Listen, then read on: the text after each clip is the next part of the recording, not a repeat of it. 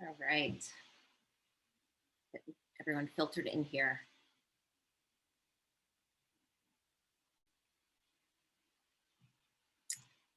Hello, everyone, and welcome to night 2 of ACFC Community Conversations for Black History Month. Honor the past, face the present, shape the future. I'm Angela Hughley's, proud founding investor of Angel City FC and former U.S. Women's National Team member. I will be your host tonight and for this incredibly special week. Now, if you joined us last night, you already can anticipate how amazing tonight's panel will be. And if you weren't with us, welcome. You are a real treat.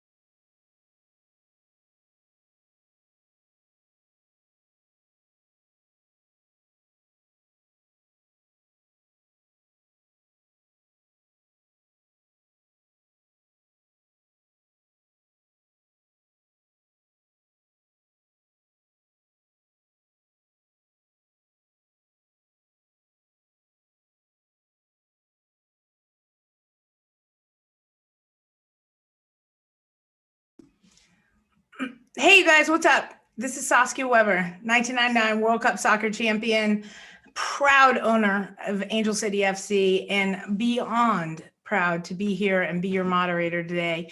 I think I lost Angela, which is okay. I'll find her. I know where she lives. So we're all good. And thank you for being here today. It is beyond a point of my pride right now with the panelists that we have that are here to talk to you. You know, we're in such a transition time in the world and in sports, and these women are beyond amazing. And part of me is humbled to know that maybe myself and Angela helped pave a little bit of a way for these women to stand up so proud and so strong for all Black and brown in the community. Hey, there you are. I am so sorry, everyone. There you are. Love the age of technology. Apologies. No, go, girl, go. I will pick up where I left off. So pardon the interruption. But I will start with the premise to the series. Thanks, Sus, for dropping in there. The premise of the series of panels was to recognize and honor Black history, but even more than that, talk about the celebrations along with the challenges that all of us face together and amplify the voices of a variety of individuals. So in that light, I'd like to take a moment for an expression of appreciation and gratitude to the entire ACFC organization.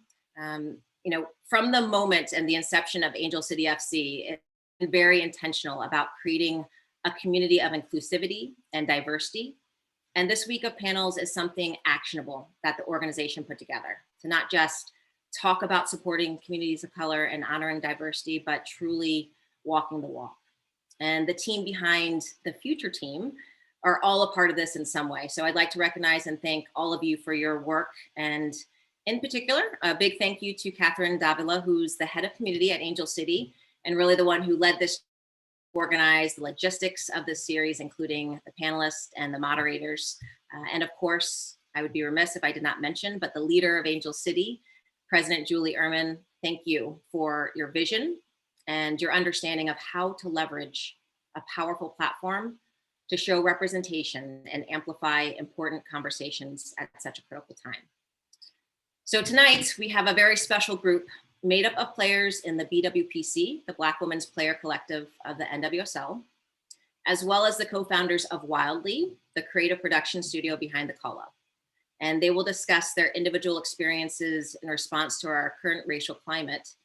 And to moderate tonight's panel, you already have seen her, someone who needs no introduction, but I'm going to do it anyways. Founding investor of Angel City and former national team member, Saskia Weber. Saskia was a member of US Soccer's legendary 1999 World Cup championship team and was also teammates with Bruin head coach Amanda Cromwell on the 1995 World Cup squad and 1996 Olympic team. A member of the U.S. women's national team for 8 years, Weber was a founding member of the Women's United Soccer Association, playing for the Philadelphia Charge in 2001 and for the New York Power in 2002. Additionally, she played professionally for 3 years in Japan for ACFC, where she was named the top goalkeeper of the league. A 4-year starter at Rutgers University, Weber was an All-American, Honda Award finalist, and winner of the Missouri Athletic Club Goalkeeper of the Year Award in 1992. She finished her collegiate career with a school record 34 shutouts, a record that stood for 17 years. Weber was selected by Soccer America to the team of the 90s. And in 1998, she became the first female soccer player to be inducted into the Rutgers Athletics Hall of Fame. Saskia Weber begins her first season as volunteer goalkeeper coach at UCLA. Go check them out. Welcome, Saskia Weber. Hey, girl, hey. Wow. Welcome. You guys already met me really quick for a second. To be introduced by you, Angela, is humbling in itself. If I can have some people that I look up to, even though I'm older than you and stuff, you are it. You are a pioneer, you are an icon, and everything that you do and every step that you make, I covet and I appreciate. So to have you introduce me is beyond humbling, and thank you. I appreciate you, my friends. Thank you for those words. And before you start to introduce the panelists and get the show started off here, I would love to just start with a question from you, and kind of hear your responses and reactions. A lot of the conversation, and especially when we looked at last night, talking about education as this foundational element to these conversations about racial equity, and when we talk about this racial climate now. And I truly believe that we need to meet people where they are. And, some of that will be the component of education. But, for those who are ready to take action, and those people who are ready to not just talk anymore, but really push things forward. And I know this will frame kind of the conversation you all will lead tonight. But what are some of those things that you feel like in your position and with your experiences that you've had can really start to shift this narrative and change not just the conversation, but see things really show up in our daily lives when we talk about race and sport and things like that? That's a lot. We have a forum here that we never had, Angela, ever. We never had this social media. We never had this instant voice, this instant. If you do something wrong, it's instantly put out there. And I think that for me, I think with the BWPC, I think with Angel City FC, I think that now there's platforms, and we're giving platforms to speak. We have to teach. I can sit here and I can tell you the stories that I went through: crosses burned on my front lawn, getting kicked out of Yves Saint Laurent in Paris with the national team, because I was Black. I can tell you a million stories, but now my voice needs to be heard, and now I need a platform for it. And because of the way our world has changed, we have that. So speak. So it's time for you to step up and talk and speak. And if something happens, I was a catalyst of that person that when those things happened to me, I didn't say anything. I was just like, I don't want to bring attention onto myself. Only attention I want is to be a goalkeeper and play. And, I think now back on those things, had I spoken up, maybe things would have changed earlier within the confines of the U.S. soccer to, the world. And so I think that now, because of the platforms that we're having, especially with the BWPC, especially with Angel City FC, let's talk about this. Let's educate each other. Let's, if there are questions, if you're having a problem, if there's anything, reach out, let's talk about it. I didn't have that. I never had a platform or a place to go. I never had a person to talk to about it, to identify with. And I'm here for anybody. I'm here. So reach out, talk to me.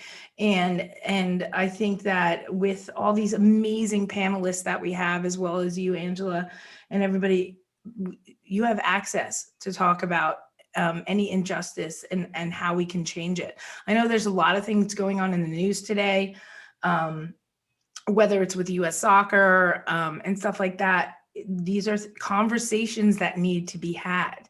And if you have questions, ask them. There's no more hiding, and I hid, and I'll be the first person to tell you that I hid. I want to change that. I want to change that dynamic and that flow and that precedence for our next generation. Yeah. Thank you for that. And I am sure we could dissect into the reasons why, you know, as you say, you hid, because I feel in part a little bit of that as well, in terms of, you know, how to show up, how to use my voice, how to use the platform, and the safety that surrounds that question, right? And the reasons why as well. But I think what we're gonna hear tonight is just that, people using their voice, showing up. And so I'm excited to dive in, and I don't want to take another minute away. So please, let's get to it. Introduce our panelists. Oh, you got it. You got it. I am beyond humbled and proud. And when I had a chance to speak to these panelists before this and get to meet them and know them, just their journeys and their stories are so all encompassing across the board, as well as a reminder of my own. So the first panelist I want to introduce you is Jasmine Spencer. I will read her bio, but it's funny when you read a bio of somebody, their life is a bio that you could never read. It would take hours. A Long Island native, Strong Island, woo, and former All-American at the University of Maryland. She's been playing in the NWSL since its inception. So think about that, since the start of the NWSL. I'm not trying to make you feel old, Jasmine. I'm just saying. I mean, look, I'm older than you. So she currently plays for the Reign. Woo! Love watching you guys, and is the creative producer of The Call Up, which we will be talking about, which is so important and everything, and the founder of Jazz It Up. What's going on, Jasmine? Welcome. Thank you. I'm so excited to be here. Jazz, you know, you have been in the NWSL since its inception. So you have seen how things have changed. You have seen, or have they changed? It's a good conversation. What is your story coming in here and now being part of the BWPC? Like, talk about that. Yeah, so as you said, I grew up on Long Island. Yeah, all that, but still thick sometimes.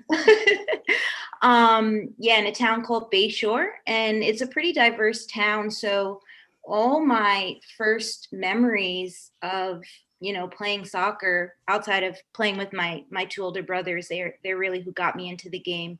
My first competitive team was full of Black and brown girls, you know, other girls who looked like me. And I think that is so unique. And it really was the foundation, you know, for me in this sport. I always felt comfortable. I always felt like I belonged, and I always felt like I was capable of achieving big things in this sport. And as I've progressed, you know, with my career and gone on to college and now to the pros, I start to look beside me and see fewer and fewer girls that look like me. And I think a lot of the reason I got involved with the BWPC and the work I do with Jazz It Up is to make sure that access to the game, and, you know, not just sport, but just the ability to really grow in this world and love yourself and be confident and proud of who you are, comes from the fact that I was afforded that opportunity when I know a lot of people weren't.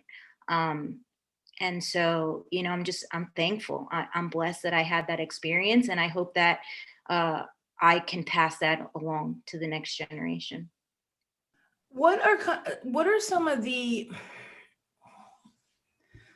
I would say the blocks or the hiccups that you found coming up? Like, yeah, like you had a different experience than I did. Absolutely. Like, and with me and Z, we'll talk about this, but like, there was nobody that looked like me next to me.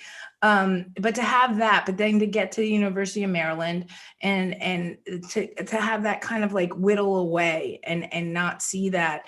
And then, getting into the NWSL, like, are you seeing changes?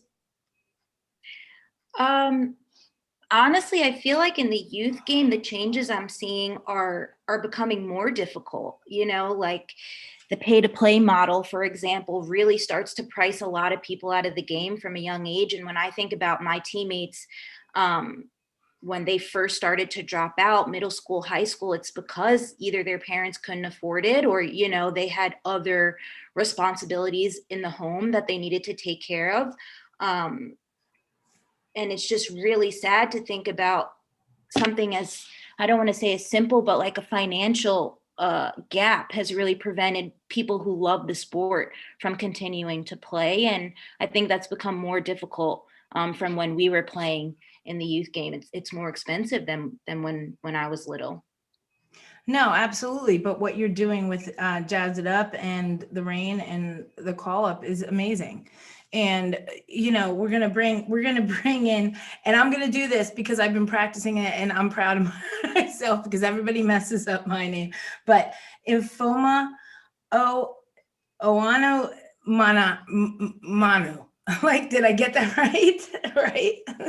I killed it. I totally destroyed it. You know what? You can just take it here and you can kick my butt if you want to. No, I've been practicing. honestly, I've been working on it, man.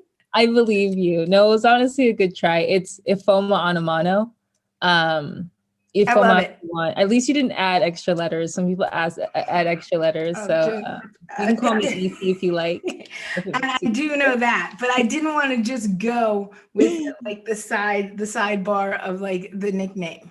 You know, I hear you. for a sec. But you're born in Southern California. You went to UC Berkeley. I won't get into that because I'm coaching at UCLA, and we can go head to head whenever you want. I'm like, whatever. You were drafted 8th overall, and this is actually an interesting thing with more of our panelists. They're the top draft picks in the NWSL, which I love, and that's a common theme with this. In 2017, you're in your 5th season. You play for Sky Blue FC. What's up, Jersey? You play for Sky Blue FC. And you're part of, you know, the Black Women's Players Collective Board. So you have like a different transition into all of this. Absolutely. Talk about it. Yeah. Unlike Jazz, which I think it's amazing that she was able to grow up with, you know, so many people that looked like her playing the game. I honestly didn't have that same experience. So I'm from Rancho Cucamonga, in Southern California. And so, yes, it's a real place. Rancho Cucamonga. I know it's a real place. I've driven by it. Yes. So I was raised around a lot of, you know, white faces and people that did not look like me, which was fine to me. I think that stuff didn't affect me as a person or how I viewed myself and my identity. But I think it meant more to other people than it did to me. And what I mean by that is that, you know, no matter how people, I think, viewed me growing up and playing soccer, because at that time, soccer is like the only thing that mattered. And, you know, I had a great my parents brought me up right. Educational so upbringing, like. Yes. And yeah. so they, you know, instilled a certain sense of pride within me that I always carried with me. But it becomes hard at a certain point to ignore all the things that people say about you that you don't think of yourself. And I think that's, for me, the biggest part of the BWPC, and, you know, the things that which you'll talk about later, what Corinne and Jazz and Nils are doing is that just kind of reconstructing that narrative of Black women in sport. Yeah. I think for a long time, it's been sort of this, story constructed for us, about us, but not by us. Welcome to American history. Absolutely. Absolutely. I think that's the biggest thing that I'm getting out of being a part of the board and even being a part of the BWPC in general. I think growing up in Rancho Cucamonga, yes, I can say that because apparently I've lived out in California long enough. Was it a struggle for you to transition? When you realize the narrative, when you realize, going to Berkeley, which is an incredibly open, like all-encompassing university and, and very liberal and everything, with the acceptance there and stuff, was it when you got to the you got to the playing pro that you realized the differences, or was it before that? I think I would say it was a little bit before that. Even in college, there was very few women of color on my team. But I think, when I went pro, I didn't realize it at the time, even when I was in college, how much I was censoring myself. And I think, being Black and, when people say things that you don't want to make a big deal out of it. You don't want that attention on, like you were saying earlier, you don't want to say something and make a big deal out of it, but then these little things start to add up after a while. Yeah, start to add up after a while. And so then it comes as a surprise when you're like, yeah, that's never vibed with me. And I think at a point I was like, realized how much I was censoring myself to make those around me feel more comfortable. Absolutely. But that same sort of, kindness wasn't shared towards me. No, absolutely. And that's what I was talking about earlier. It's a tough place to be. I want to be known for my abilities and my mind and everything like that. And you don't want to create a commotion in a sense, and so you end up kind of being quiet in a sense. And even going to Berkeley, like I said, which is, incredibly amazing school and liberal and stuff like that, still having to feel that you had to stifle that's, and you're asking everybody out there, you're asking somebody to play at the best of their ability. Yeah, exactly. So add it up, this is awesome. I'm going to bring in Estelle Johnson right now. Estelle, where are you at? Hey, what's going on, lady? I'm right here, girl. I love it. Estelle, born in Cameroon. Love it. Raised in Colorado. Random, but I love it. But before attending University of Kansas, you're an 11-year veteran. 11, I'm not trying to age you or anything, but an 11-year veteran. You played with the Philadelphia Independents in the WPS. Now you're with Sky Blues. Sky Blues a bomb right now. I'm sorry. I'm like, jerseys in the house. Sky Blue with the NWSL. You're also a current member of the Cameroon national team, and you were you were with them for the 2019 World Cup. How that has a lot of questions in itself right there. But welcome everybody, Estelle. It's amazing to have you here. Like, you've been listening to what's going on. What are you thinking? How's your story? Well, thanks for having me. Happy to be here.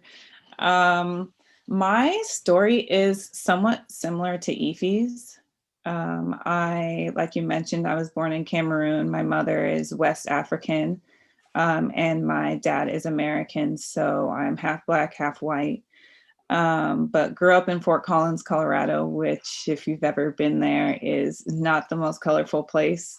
It's getting better. It's getting better, but I like that term, still not the most colorful place. I like that. Although I guess the state is called Colorful Colorado, but that's a story for another day. But Yeah, I grew up in a town where nobody looked like me. There was like the amount of Black families in Fort Collins you could count on one hand. So we kind of identified with each other, and like literally walking around town, people would be like, "Are you a Johnson? Or are you a, blank?" Because it had to be one of them. So grew up with playing with a lot of girls who did not look like me, but I feel like I'm super like blessed and lucky to grow up with such a huge family and so many siblings, because we really like found our identity. 9. Together. I gotta call that out. 9. Yeah, we roll deep. But yeah, I think like a lot of my identity came from my family and like what I was taught in the house. So I never really struggled with feeling like I didn't fit in. Similar again to Evie was that I didn't realize that other people saw me differently than I saw myself until they brought it to me. I distinctly remember hearing like a conversation that one of my best friends was having, one of my soccer teammates, on the phone, and she was like, "Yeah, the Black girl." And I'm like, "That's how you guys identify me, as the Black girl?" And I know like it wasn't coming from like anywhere malicious, but I was just like, this is interesting. And I think that's when I started to realize the world sees me a lot differently than I see myself, because I feel like I was surrounded by brown people, and I don't know, I was lucky enough to have that within the home. So went on and played at the University of Kansas, where there also wasn't too much color happening. But hey, at Sky Blue, we got a lot going on over here. Yeah, we talked a couple days ago, and I identified with you. We're both mixed, and finding a place to fit in. So whether it's white or Black community, which, let's get to the bottom of this, guys. The bottom line is we don't want it to be anything. Like, that's the end of the day. We don't, eventually, if there's no, BWPC, that'd be great. Like, if there's no need to be. But did you find that hard growing up? Because I know I did. So yeah. Again, I'm just going to relate this back to like my family. Is I was always taught, you're not Black and you're not white, you're brown. You're the best of both worlds. So put that together and you got a little brown chick with some confidence. So yeah, I think I was super lucky to not really have that struggle. I always identified as being brown. And when my Black friends would talk about me being too white, I would be like, well, I'm just as Black as I am white, and vice versa. So I think internally, I guess I've always had this little battle of I'm going to stick up for whatever they say I'm not, because I'm proud to be both. yeah, no, I agree with you. Like, I went through the same things. I'm proud to be both as well. And we should all be proud to be regardless. There should not be an identification. And hopefully eventually we can get there. We're going to bring in Z. Where's Z?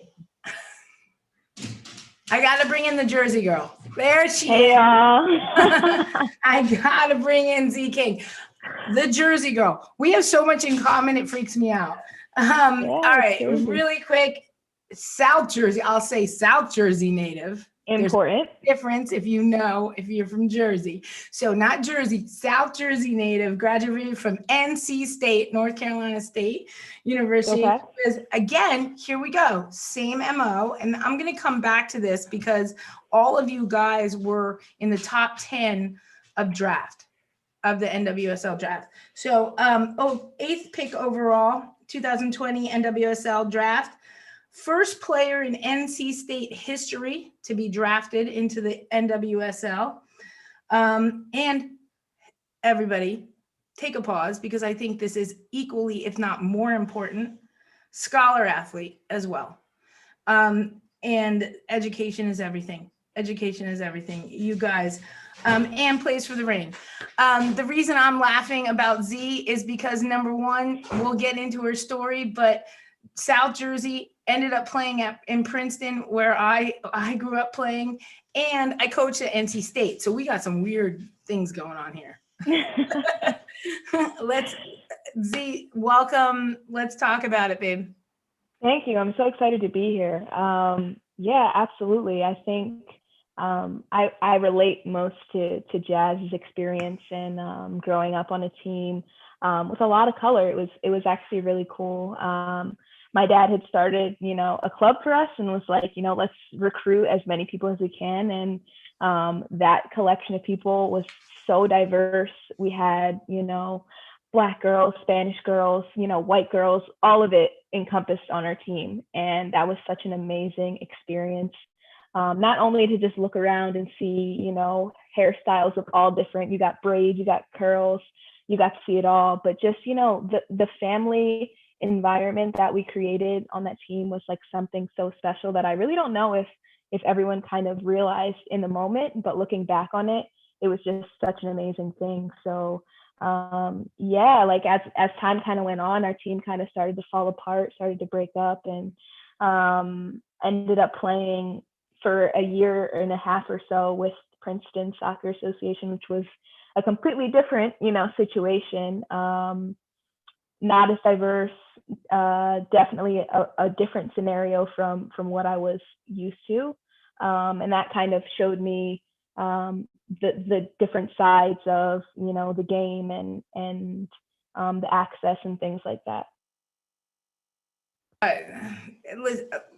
Nothing against Princeton Soccer Association. I grew up in Princeton. So, but it is a good indication of everything we've been talking about is, you being brought up in South Jersey and being on a team that was so diverse. I never had that. Until I hit the national team. And even with the national team, it was still like a little lean, but it was still, I had Lloyd Fair, Ronnie Fair. I had, other players that came in and out.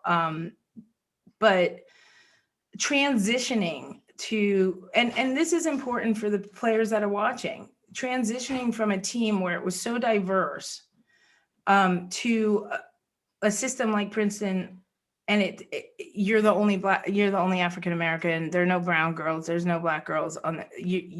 How do you think that affected your play? How were you received? So thankfully, there kind of was a small group from my previous club that kind of joined with me. So I kind of had still a few girls that, I could relate with. But yeah, no, I don't know. I feel like really there was not too much of, a jump. I think it just had a lot to do with, coming together and having that core still and being able to kind of bring what we had into that new environment. So I think that we kind of did a good job of like kind of creating a culture in that environment that was accepting. And I think it definitely took a while to like get into the groove with the new girls. You can kind of feel like a little bit of a difference there, but I think, it was a good experience in whole, thankfully. I love it. I'm gonna throw some questions out really quick. Like Jasmine, where are we going with everything, with the BWPC? Like what is the goal? Like what are the projects coming up? What are you thinking? I think the overall goal is two things. One, to create a safe space within the league for all the women of color to feel seen and heard, and that we're not alone. I think sometimes when you're one of very few, you can feel like you're alienated even from your own teammates. And so first and foremost, I feel like we formed like out of solidarity. We were all in our respective bubbles at the height of the resurgence of the Black Lives Matter movement, and I think there was a false perception that we were all okay when a lot of us weren't. We were struggling. And so, you know, it's a space now where we know we can come and share like-minded experiences and just like be real with one another. And I think what we want to do with our programming and our initiatives is basically change the landscape of all the major industries and start to elevate and highlight how strong and powerful Black women can be, and make sure that we become basically an avenue for young girls of color to get to those different industries and succeed in there. When you look at stuff like, when you look at Angel City FC, when you look at now Brianna Scurry coming in as a partner with Washington, do you feel that it's a movement? Do you feel that these are things that they're happening? Yeah, absolutely. And, you know, you and Angela spoke to it in your intro. I think that for us, you know, I could speak for myself. For me, it was enough to see you guys playing to know that I could do it. But now I feel like because we're in a position to give more, we all feel obligated to give more. You know, we don't want to just be seen on the field. We want to be leaders on the field and off the field, and make sure that the young girls who look up to us and look like us are inspired and believe that they can achieve anything. And I think that, you know, you all becoming founders in the club and being in leadership roles is just taking it to a whole nother level that honestly, maybe like 18 months ago, people didn't even think was possible. I love that you said 18 months. I was looking at Angela, I was like, 18 months? I'm like, we can go further back than that. I'm like, if I'm on another thing with you, with, Cameroon national team, or is that Estelle, yes. So Estelle, how do you feel that translates? Because look, we're looking at teams like, let's say, Argentina, whose half of their team was kicked off the team because, look, I'm going to be blunt. So you want conversation, you're going to get it. Half their team was kicked off the team because they wanted to confront the fact of like injustice and stuff like that.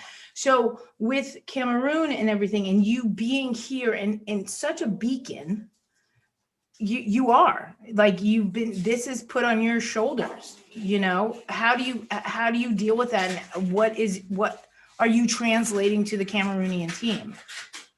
Well, I'm the only player on my team that looks the way I do, and another time for me to like stand my ground and claim who I am. But yeah, I think for me it's just more of like I'm taking it day by day with the things that I know that I can do. And that's, like you said, to use my voice and speak for the things that matter to me. So being the white player on the team, I mean, I've had so many conversations with my Cameroonian teammates about just race and like how I identify. And I mean, to them, I am white. And just like to most Americans, I'm Black. So the conversations have been great. And I mean, I think that's all that I burden myself with, is having the conversations that I feel like are necessary. No, absolutely. And Ifeoma, your both your parents are Nigerian. Yes. Correct. So do you play for the Nigerian national team? Currently not right now. But well, they're missing out. So maybe I have to make a phone call. I don't know what's going on. Well, I'll get it started. What's going on? But again, being such a prolific player, and you again can create change. And this isn't like, and the reason I'm asking these questions is it's not change. We have to look globally, guys. We got to take over the world. Bottom line. And so if it's with Cameroon, if it's with Nigeria, and if it's here in the United States, like change has to come, period. And are you like, how do you feel about taking on that? Because honestly, most famous Nigerian player, I don't know. I have to call the coach. What's going on? Yeah, I think, you know, being here in America, and although for Black women and women in general, we still have a fight that, you know, still has to be undertaken. You look at the global stage and see that they are like far more behind than we are. And you have to sort of, for me, I always have to think like so much groundwork has to be put in. And you know, culturally it's different because, you know, I learned very early on that it's a very patriarchal, like sort of culture. So, you know what I mean? Very male dominated. And I've said things that, you know, rubbed certain men the wrong way. And so it's always a strange, you know, sort of dynamic and, you know, trying to, you know, work with them in a sense, but this without coming off, I guess, too American, and still respect, you know, I guess the cultural boundaries in a way. Yeah, it's trying to re-educate people without offending people. I know that sounds weird, everybody, but that is what we have to do. We have to re-educate everybody. And speaking of re-educating everybody, oh my God, Angela, I know you're gonna smile because I just did that transition. But you guys are, you ladies are all part of the Call Up. And this is a docuseries that I've already seen and shed tears to. Part of it, Jazz, talk to me about the Call Up. The Call Up is it's a docu-series that features some of the Black players in the league, and really it's a chance for us to tell our stories in our own voices. For so long, I think the media wasn't really covering women of color to begin with, but B, too often trying to put us all in the same box. And anyone who's listening right now, just to the four of us speak, know how different our experiences are and how diverse and complex like it is to be Black in America. And I think that it really pays tribute to that, and you know, their stories of strength and really incredible. It's been so amazing to work on it, and I'm excited to share a little bit of it. And my co-producers Nils and Curran are also amazing. Yes, go ahead. You can. Yeah, I want to intro. Take it over. Do the intro, girl. Do it. I see you busting at the seams because you know what? That's proud. And you know, I'll let you introduce them, but their love for the sport, their passion behind this, you know, I have so much respect for. So you got it, girl. You got the mic. Introduce them.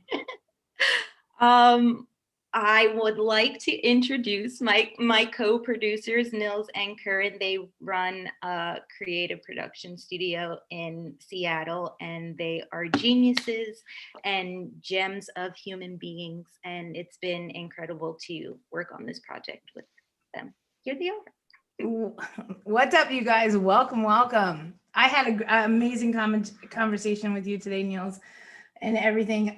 Your passion behind this and Kern is incredible, but that's what we need, you know. And let's talk about the Call Up. Yeah, well, first off, just so honored to be on this panel with all these incredible humans. I think that's something that I have found throughout this series is from the beginning, it's tried to be player-led and driven. So the first step was get connected with the players, because if the players believed in it and were behind it, then it would succeed. And so to be here tonight with everyone and just to get to share this is really, really exciting. And I'm so honored to be here with everyone and grateful. I love, really quick, I want to say, anybody, like for all our followers and everything out there, shoot some questions in. We're going to do a Q&A at the end. I'd love to hear your comments and questions. I know the ladies would love to answer any questions. That's why we're here. So Kern, let's give your thoughts. Yeah. Oh, thanks for having us here. It was an interesting process. I think it really challenged the way that Nils and I work, right? Like filmmaking is what we do. And I think we get in these routines, and being white men included in these spaces of color, I think it really like beckoned us and challenged us to rethink our processes and the way we approach projects. So from a high level, I think that's, one of the things that has stuck with me the most as we've been producing this. I Hey, think, Sas, let's show everybody a little bit of yeah, I was going to this say, stuff here. share the screen. Anticipation. Niels, where is it? Come Let's on, show- let's see Let's it. cue this video. I think Cue it up. I was in tears today watching this. Are you Oh. kidding me? rad. Well, sorry you were in tears, but No, it was good tears.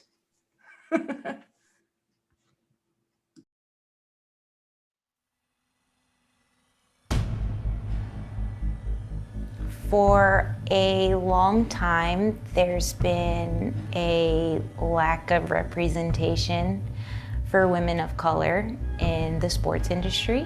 For the first time, our platforms have really been given the space to lead and engage others and showcase how strong and powerful we can be.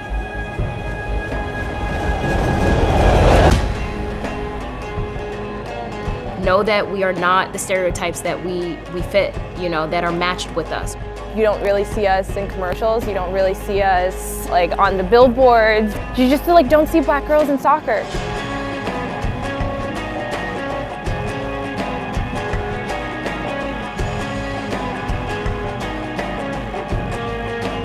I have been trying to share my story for as long as I could remember, and it seems like now finally people are starting to listen.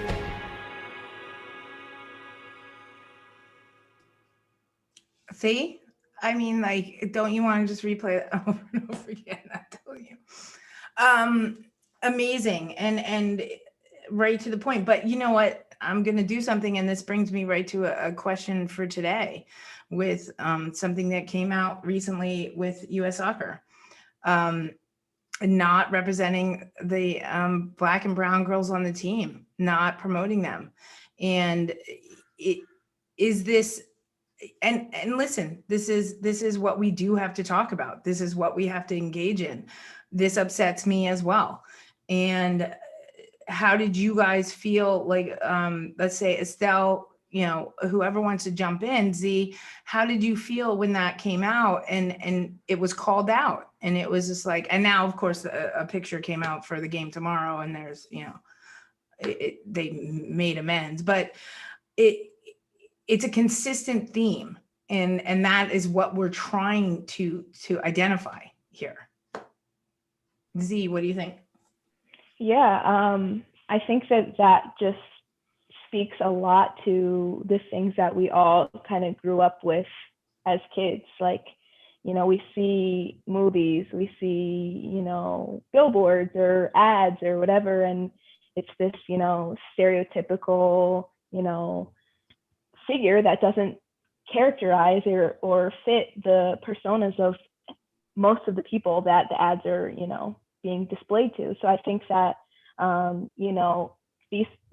these efforts to call these things out as, time has gone on has been so important, because for way too long, the faces of, the people are not being shown. And to me, it seems so confusing, because I feel like if you really would want to target the audience of, I guess, representing America and the diversity that, is within this country, you would want everyone to feel included and everyone to be seen and heard.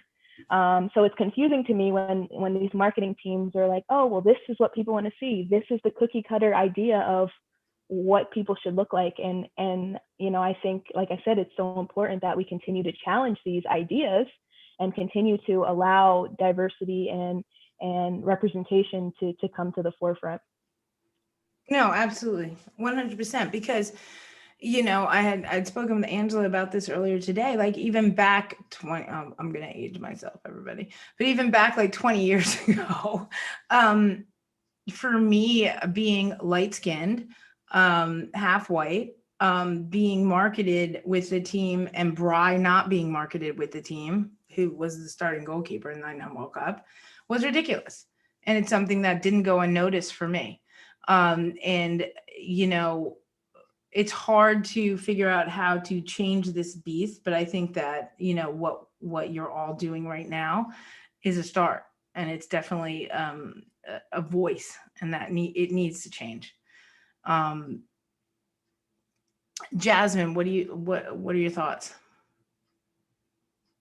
Yeah, I think everything that you and Z have alluded to is so true. And I think back to a lot of the work I'm trying to do on the youth side of things. And it's like, start recruiting and going to look for kids in these neighborhoods. You know, there's so much talent untapped because people are choosing not to even consider a whole demographic. And I think it's crazy when you look at all the talent in this room right now and what we've all collectively achieved in the game at the professional level, to think that how many more of us there could have been if people were actively seeking us out. So yeah, I think, you know, the first step is calling it out, making it come to the forefront of people's minds. And then the next step is acting on it. Absolutely.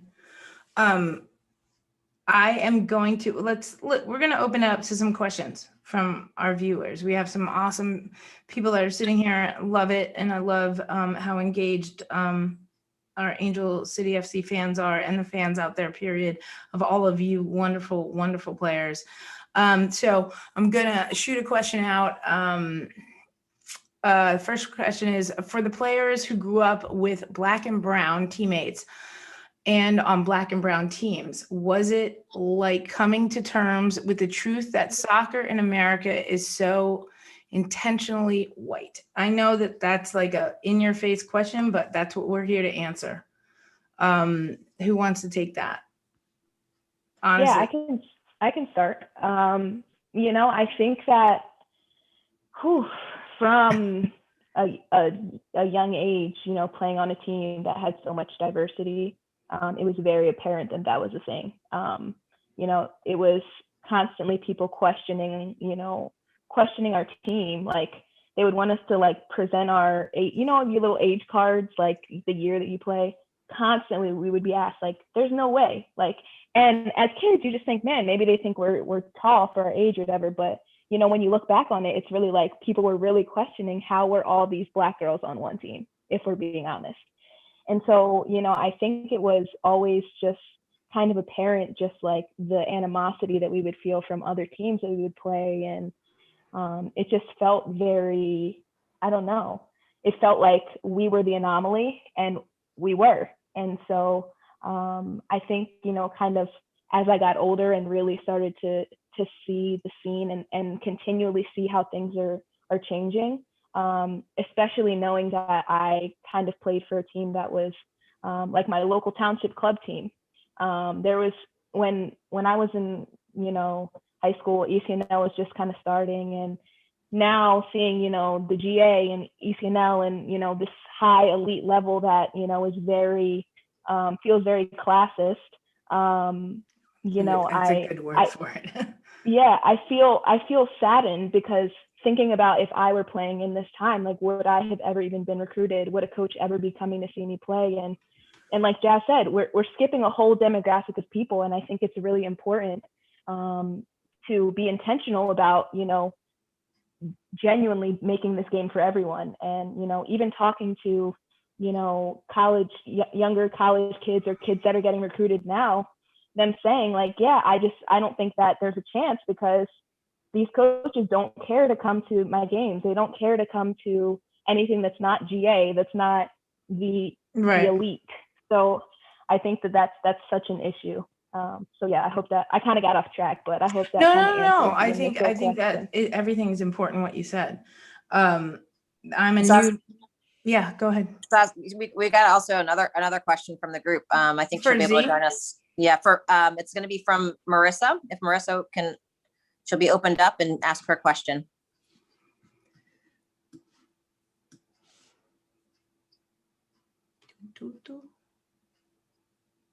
Marissa, are you there? You still there?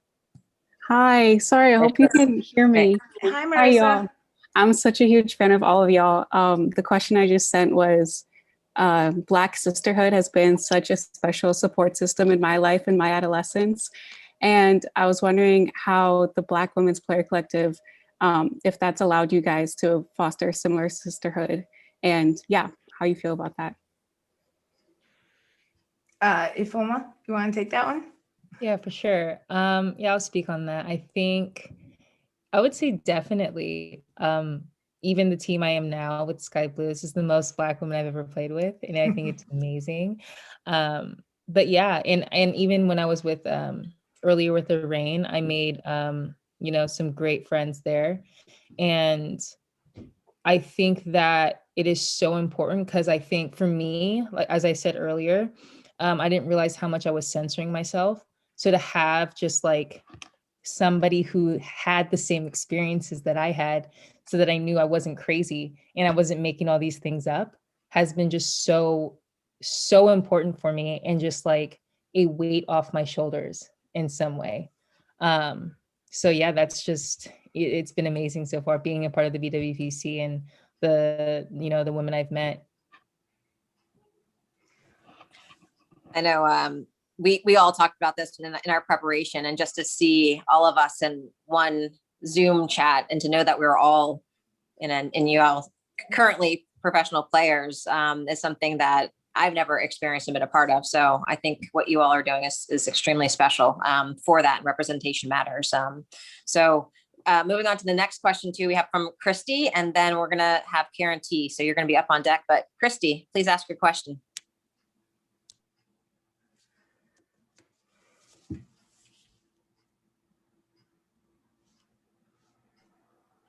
Hi, sorry, it asked me to rate the app.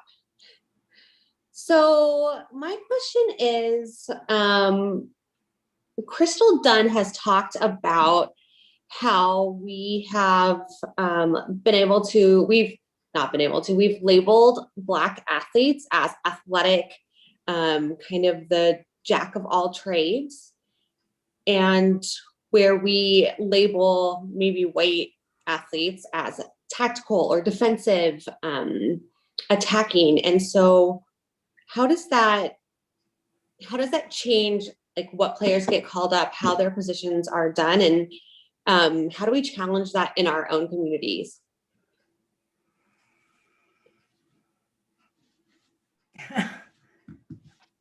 I'll go. I think that, I'll speak to Crystal specifically. I think that, it's easy to comment on her athleticism when you don't necessarily want to respect her knowledge and technical abilities, when it's almost like a way to discredit her and all that she's accomplished, because you can by default say, oh, she's athletic, that's why she's able to, instead of, and this is for all of us, but especially at Crystal, who's at the highest level and consistently been performing there.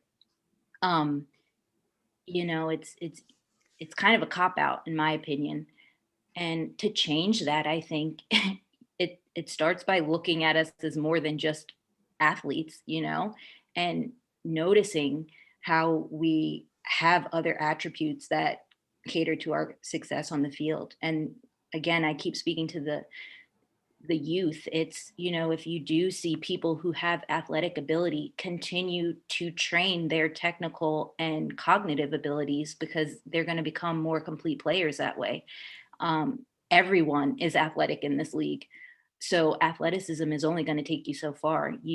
We all, have been able to be so good because we've adapted and added to our games beyond just our innate athletic ability. Can I just add to that? It's more of just like a call to action for youth coaches out there. One thing that my coaches always did was like, you find a player that plays your position well and a player that you want to play like, and you analyze everything they do. So I guess my challenge to coaches would be to assign or I guess encourage players to educate themselves on Black players and what else do they bring to the game other than athleticism, and what other attributes do I notice about this player. Athleticism obviously can be one of those, but what else do you see in a Crystal Dunn? Somebody who can do anything. So I think it's more of like, I agree, like with Jasmine, it's the youth. Like, we need to reach the youth, and that's our jobs as role models, and our jobs as coaches, and our jobs as counselors, and whatever role that you play. It's your job to kind of steer the next generation in the right direction. And if I can add another thing too, for, youth coaches, I would say, have open dialogue with your players. Ask them like what they like, what's their favorite part of the game, like what position do they want to play?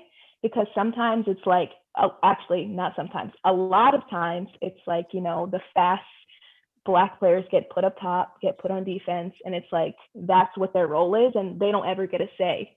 Or it's like, well, we really need you here, so can you go there?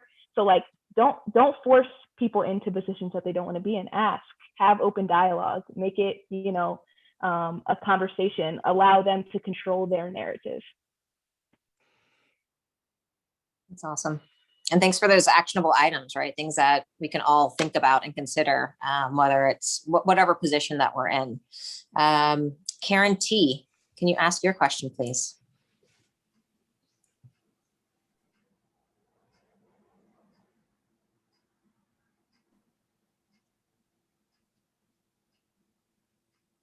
Hello? Hi, Karen. Oh, there it is. Sorry. So my question was just, how can fans help make change? I love that. I love that. I love that in the sense, and I'll put it onto the players and stuff, but I love that in the sense that our whole thing is, how can we help the fans, and how can we promote change and grassroots and everything, and to ask that in reverse is an amazing question. So have at it, ladies. I've honestly never thought of it like that, which is like amazing. Yeah, I've never thought of it like that. I think, it's just, the only thing I can think of is ask for that, like ask for Black women in media, you know what I mean? Demand that you want to see more of that.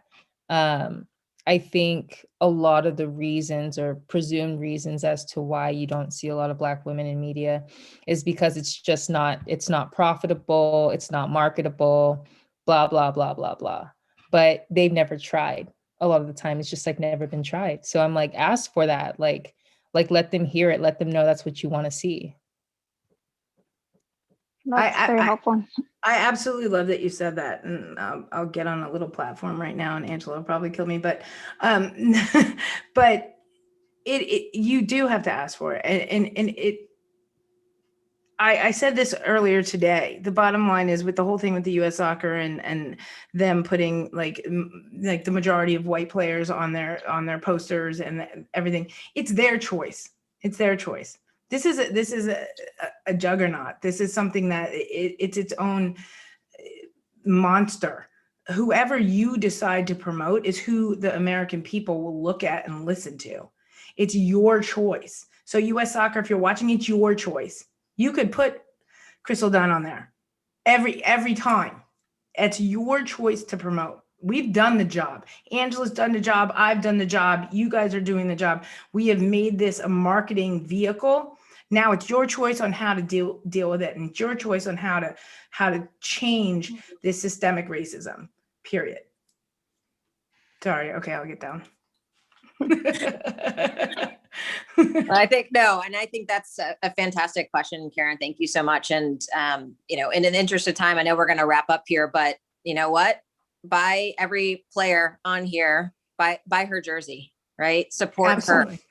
her. There are tangible things that we can all do to support one another and show better representation. I think that's what you were just talking about, Saskia, but thank you all for the questions. Thank you all for the time, for offering your thoughts. We want to close this out with some actionable items. Thank you to all the panelists for your discussion, and Niels and Curran for representing, right? Showing people that representation really matters, and for all that you all are doing as well. So I want to direct everyone, buy every panelist in here, buy her jersey, support her. But our call to action tonight is please donate to the BWPC, right? Support these players, support what they're trying to do. There's a GoFundMe page, so please go and check that out. There'll be information in the chat directly where you can get that. But thank you all for tonight for this conversation. I'm so inspired. Let's keep this going onward. Thanks, everybody. Thanks, you guys. Thank you. Thanks so much. Thank you. Thanks, everyone. Thank you.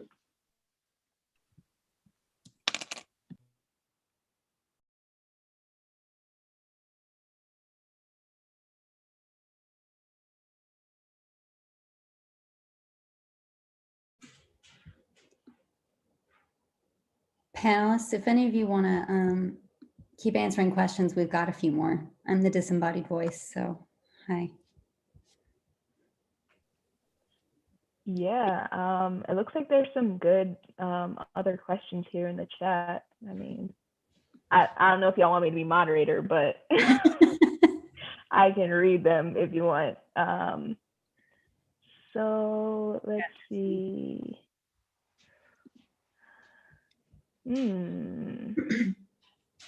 So this question says, how can your non-colored teammates help you on a day-to-day? I don't know if we want to tackle that one or not. I'll try it out.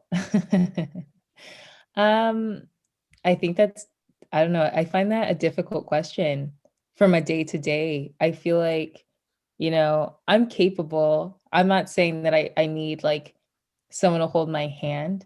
You know, I think it's as simple as just showing your support, showing that you care, and showing that you know, and I think when we talk about, I don't really want to make this about like the kneeling thing, but you know, when we, decided to kneel for the flag and you've got teammates who decide not to, and you're like, why? And there's all these reasons, although you want to respect those reasons, you think to yourself, you don't see my rights as important enough to, make this demonstration. And then afterwards, it's like, what can I do more? And as you see here, we're all doing a lot. We're all doing more.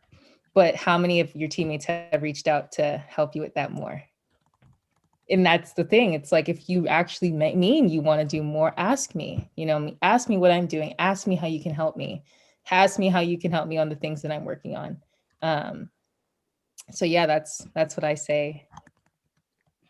And then I'll go and add something to that, is just like, advocate for us. Like if you get the opportunity, advocate for us. And that is something that is done behind closed doors. And I feel like that's when you really can call somebody a teammate or not call somebody a teammate, or tell just somebody you support them or you don't support them, is what are you doing behind closed doors? So I don't think that it all has, like, the daily support doesn't have to come on the field at all. It comes by, respecting me when you don't think anybody else is looking.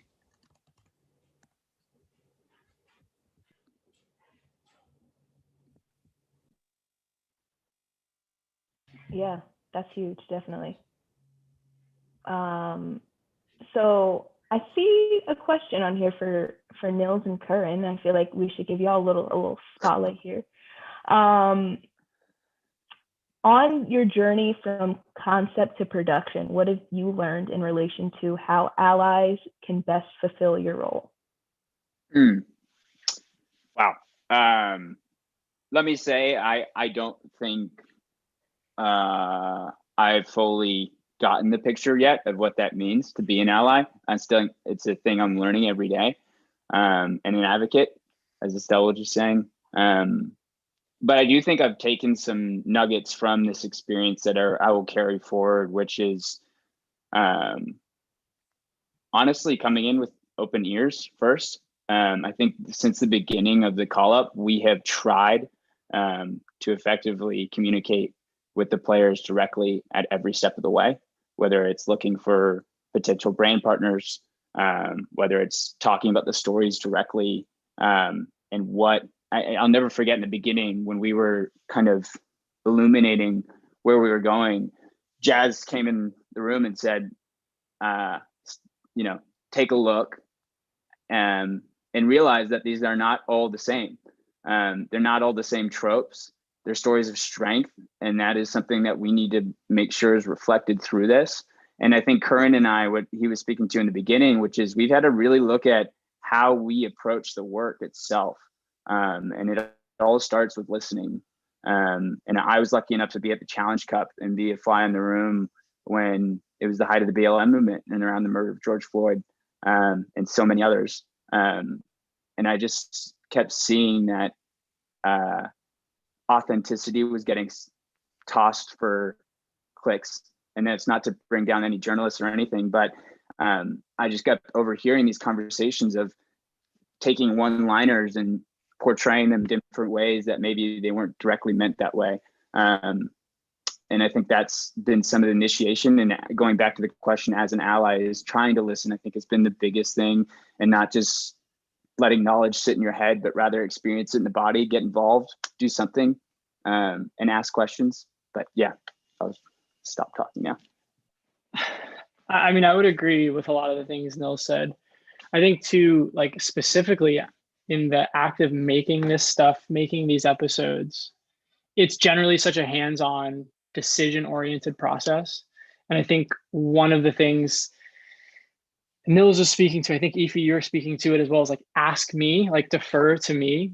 And so the process this time around had to be so much more like patient and restrained, and it felt a lot more about like it was listening and then reacting rather than trying to make decisions. And that's a tough thing to do, and we're so used to like going into shoots and making things the way we make them. So I think to add to what Nils was saying, like just being able to be comfortable and confident, being patient and waiting and letting other people speak first and deferring to them if you're not totally sure of what's best in a certain circumstance. The last thing I'd say to that too, and maybe this is a question for you all that I've been struggling with this entire production, is like, what does it mean to be seen? And I think the title of this panel is Owning Your Own Story. And so that's something we have really struggled with and tried to come to grips with through these stories. And I think it's something that has been communicated nonstop is what does it mean and feel like to be seen? And how does that come about? And so hopefully that's what these stories do. And hopefully that's what we communicate through them. Yeah, just kind of my input on kind of the last two questions, honestly, kind of like the question of what can players of color, I guess, do. And in addition to, you both being allies, one of just a quick little story. One of the coolest things that I heard recently, somebody said, being an ally feels kind of cop-out-ish, because as an ally, you get to decide, when I get to fight or when I get to, and so the term that they used instead was an accomplice.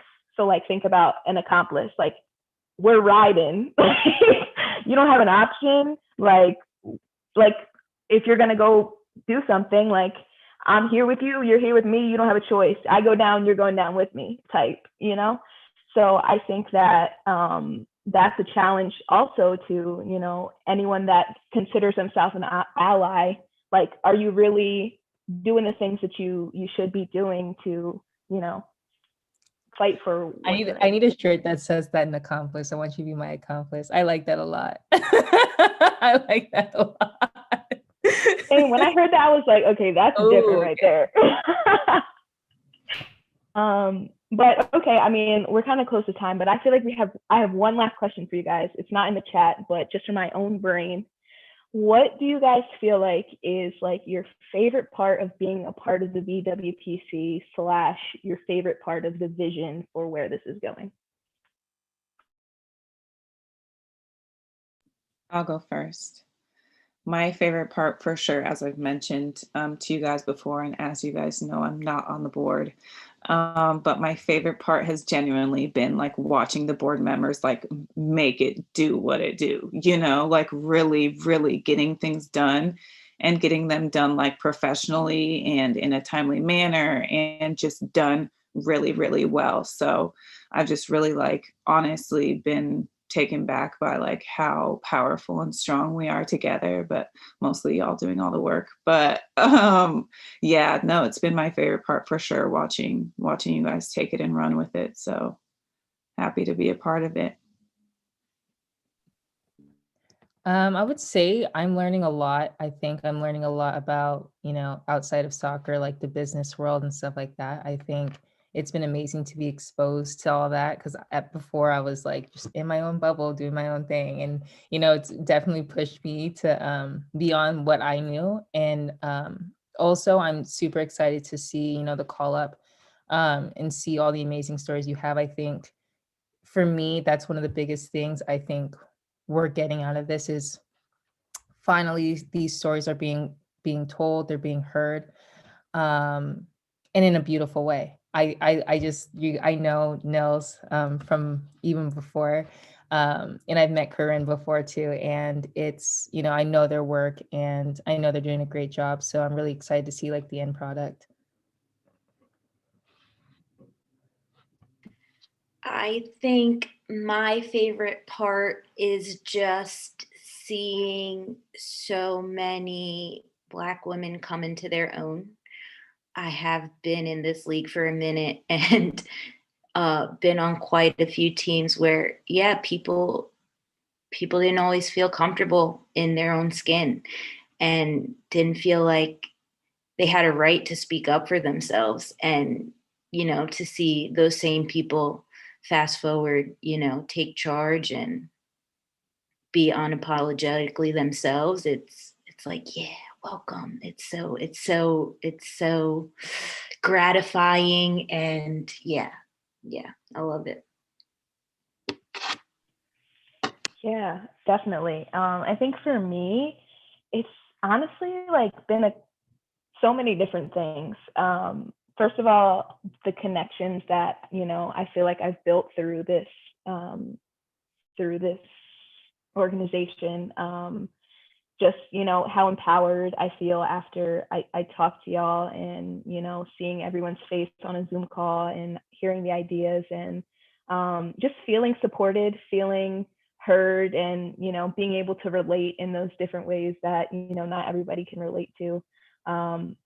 That's just so special to me. And it makes me feel like so good. Like, I don't even know how to really describe it. Like, I feel happy and warm inside knowing that, you know, we have this support system, and especially for, you know, women, Black women that, you know, don't have other Black women on their team, knowing that, you know, we're behind them and we support them, and letting, you know, most importantly, you know, letting young Black girls that are following in our footsteps know that there is space for them at the table. Like, they belong, and you know, we're going to do everything that we can to continue to show visibility for them and for ourselves, and you know, make space. So absolutely. So yeah, I don't know. I guess I don't know how to close it. If you don't mind, there's one question from somebody who I know is still on that I would love to ask you if you're willing. Thank you all for staying. It is amazing to just listen in. I'm gonna cry, but I'll go off so that you don't have to listen to me cry by myself. Carlos Moreno Garcia, let's say it right, has asked, do you think the NWSL or US Soccer Federation is doing enough to address this issue? There he is.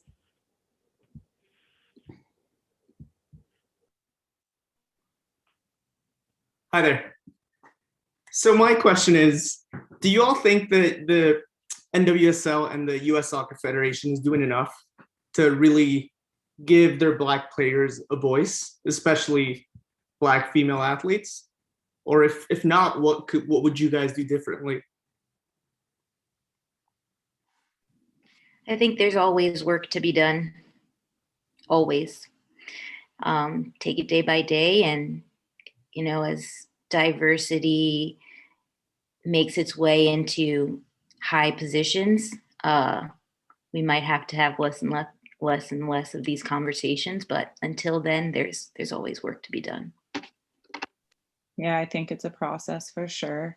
But as Jazz mentioned, like it's never going to be enough until we're treated equally and until we're afforded the same opportunities without any sort of discrimination. So it's a long way to go, but yeah, we're not going to be satisfied until we're treated equally. Well, thank you all so much. I really appreciate this.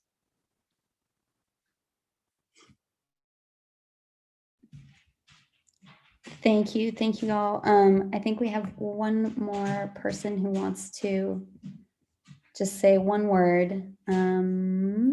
There she is.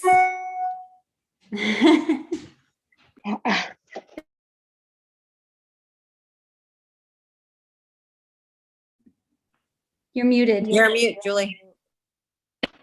You just missed all the good stuff. Now I gotta like repeat myself. No, I just wanted first and foremost to thank Saskia and Angela for hosting this incredible talk. It is so powerful, everything you say. I am going to sleep and dream about all the ways that I can be your accomplice. That might be the most powerful sentence I heard tonight, which is to be your accomplice and not your ally. And there's a lot we can do at Angel City. There's a lot we're doing. There's a lot more that we can do. We talk about shining the light and lighting the fire that can catch everywhere else. And I promise you that we will continue to do that. You are so incredibly brave. You're not only soccer players, but you have to be role models and you have to be activists. You wear so many hats and you wear it so graciously and with so much thought and so much tact and so earnestly. And I just really want to thank you for everything that you shared today and how you opened up to this community. I am beyond excited to see the docu-series. I know everyone at Angel City is clicking over to the GoFundMe page to support the organization. And Niels and Kern, we can't thank you enough for leaning in and helping tell these incredible stories, because if you can't see it, you can't be it. And Jazz and crew, you guys are working really hard to be seen. And it's my job and our job to be your accomplices. And we're going to do that. So thank you all so much for showing us the way and holding us accountable. Amazing. I feel like we should let the extraordinary Angela, who started the evening, maybe end it officially for us. I mean, I don't know how I can top what Julie just said, but you all inspire me. I think it's taken me quite a time to find my own voice, and I'm still working on it. But you all have provided me with that sense of belonging that I never had growing up. So thank you for you all just being the people that you are, as Julie said, for being brave and courageous, and for being that voice for sometimes people who either haven't discovered it, haven't been able to use it, or are still working on it. So you all are inspirations to a lot of people that you probably don't even know. Keep doing all the good work. Keep thriving, and thank you for sharing and being so open and empowering others through your own individual journeys. Thank you everybody for being here, for staying over the time. I didn't even realize I had to pop back on. You guys kept going. So let's just keep this going. This is just the beginning, right? These are conversations. We have things that we need to be doing now. So let's support one another through this. It affects us all, and have a great night, everyone. Thank you, guys. Thanks, Angela. Thank you so much. Thank you. Thank you. Fun.